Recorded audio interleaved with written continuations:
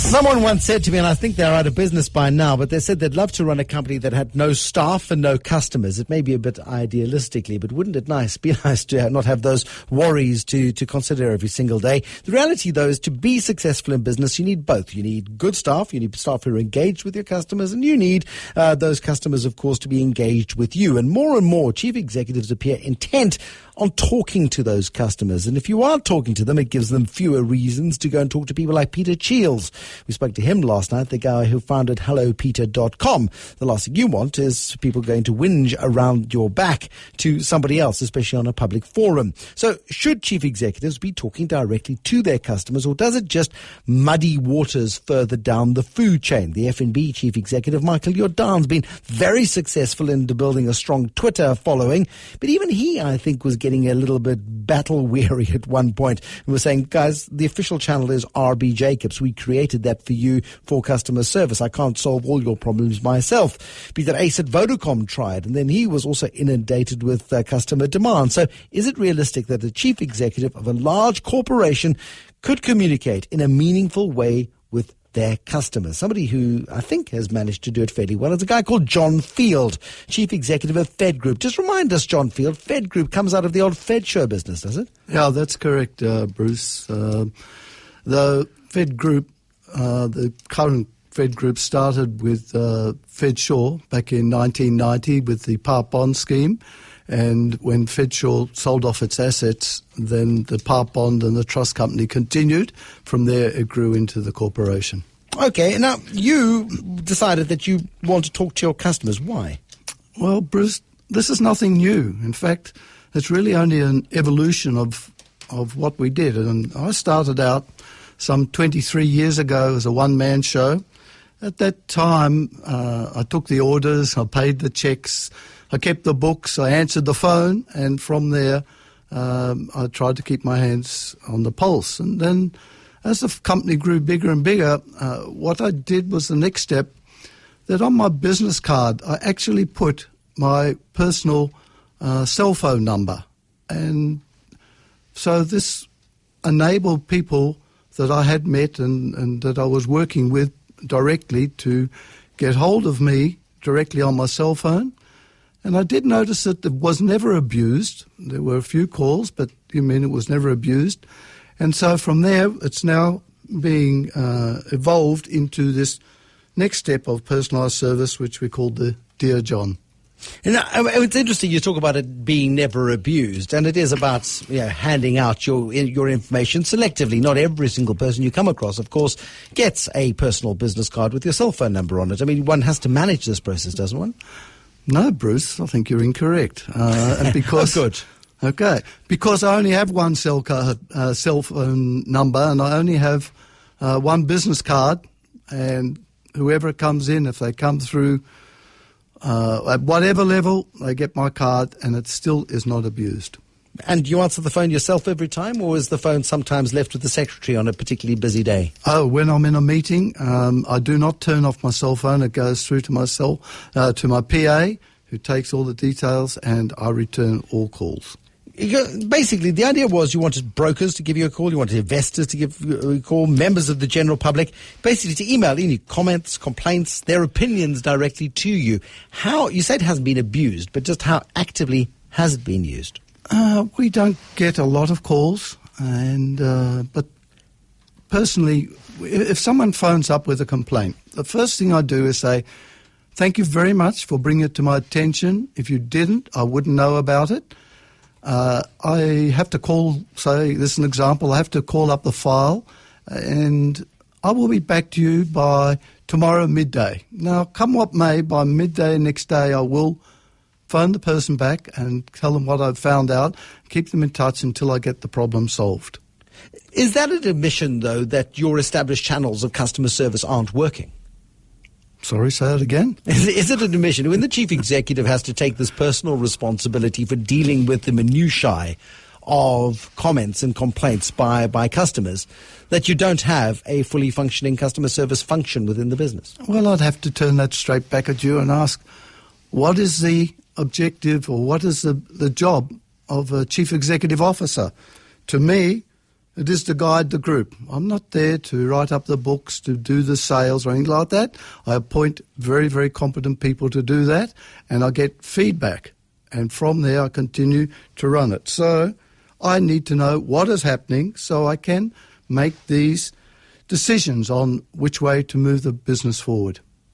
And getting your hands on the minutiae of the detail, where suddenly you're getting 2 or 3 calls on exactly the same issue, it helps, I suspect, pinpoint where there may be a flaw in the system, that the business isn't working as effectively as it should. Absolutely. And in fact, when I thank the people, I'm sincere. I thank the person and say, thank you for bringing it to my attention. If I didn't know, then I wouldn't be able to fix it. And if I'd like to bring an analogy, if I go to a restaurant with some business clients and the food is not right, I don't make a fuss in front of my clients, but I will phone the restaurant owner up later, tell him the food isn't good. They normally offer a free meal, which I say that's not the purpose. The purpose is to let you know. The easiest thing for me is to go to another restaurant, but you need to know the food is not right and you must fix it. How do people respond to you doing that? You would think they should be grateful and pleased that you've taken the trouble to do it, but not everybody's grown up enough to do that, John. Oh, you cannot believe the lovely letters and thank you for seeing this and sorting it out. And it comes back and it makes it all worthwhile. Okay, so it works for you, and also as the chief executive of a financial services group, the risk of hiding in the ivory tower, as so many chief executives want to do, the risk of hiding in the ivory tower is considerably greater than engaging, I assume. Yes, in fact, I tried to get hold of one of the top executives of one of the insurance companies for the last 2 weeks. Who? No, I'm not going to tell you. He couldn't take my call. I went down to the offices. They weren't able to see me. He arranged for a conference call, and I stayed waiting for an hour, and he still hasn't contacted me. But that's the way it is. And please, if I ever do anything like that, phone me up. Let me know. Let me know if John ever lets you down. How's Absolutely. But the value of that interaction, because some people, quite frankly, are either too important, think they're too important, or simply are too busy or couldn't be bothered to make the time to do what is important. And the way you regard your job as chief executive is that the most important thing is that your customers alert you to issues within your business. It's far more reliable, quite frankly, than perhaps relying on your own staff. Yeah. There's a couple of points that come to mind when you talk about this. First of all, I own the company, and therefore I can employ people who are better than me. Now, the majority of the listed public companies that employ people who are better than them feel worried they're going to lose their job. So I've got a doctorate in delegation, and I pick...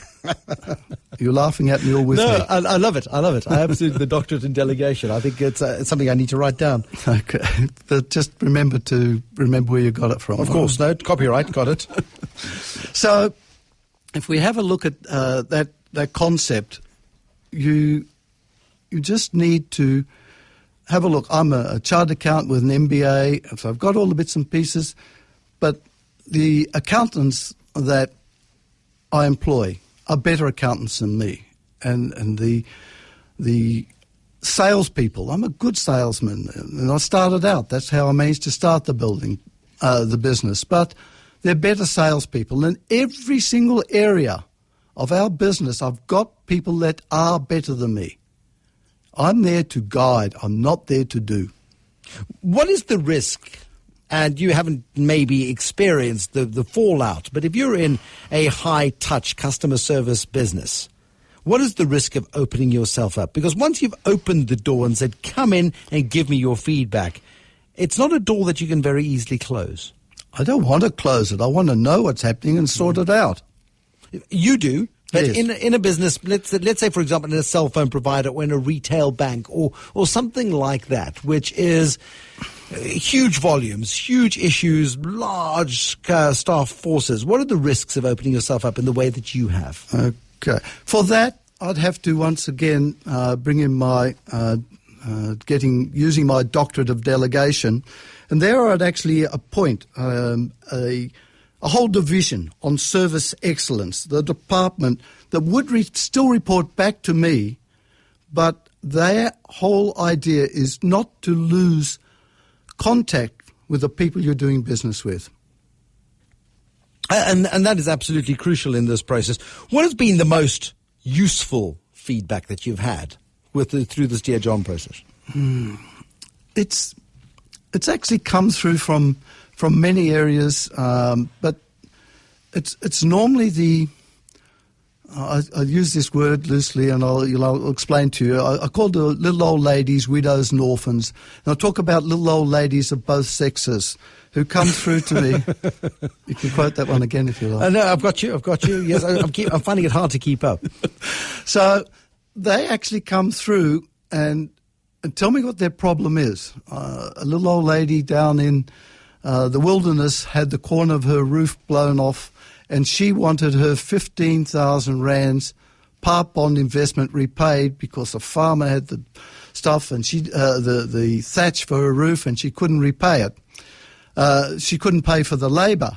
I had that money out to her within 24 hours, back repaid to her. She wrote back to me and sent a little card, which I still have, little blue card where she'd cut out little flowers and bees and stuck them on the front of this thing and posted through to me. You know what that does? I can look at myself in the mirror and be proud of myself in the morning. And when you can do that, then you know that you're doing the right thing.